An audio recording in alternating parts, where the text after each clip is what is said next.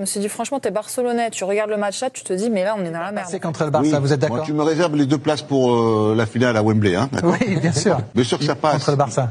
Ça passe. 60, Oui, il faut 60-40. être confiant.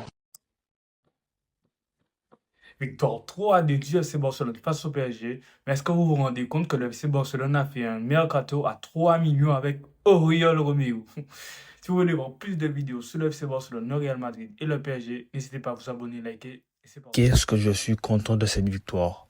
Quand je voyais la réaction des journalistes français avec leur voix royale ou chemin royal, comme si le PSG était déjà en finale, et même les supporters du PSG qui nous prenaient de haut, et nous avons même vu des communiqués des ultras de leur club.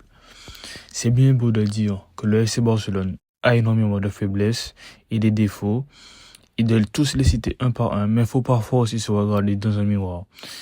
Car ce PSG aussi a énormément de défauts aussi, et il est même que nous pour certaines choses.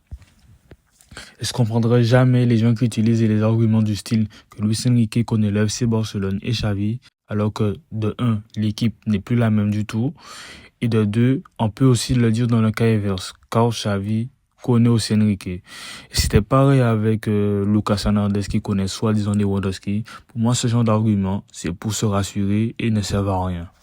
Je ne suis pas le fervent défenseur de Xavi et je ne vais pas faire l'hypocrite, mais quand nous nous sommes qualifiés face à Naples et qu'il a dit qu'il était temps de rêver, franchement, j'ai été hype.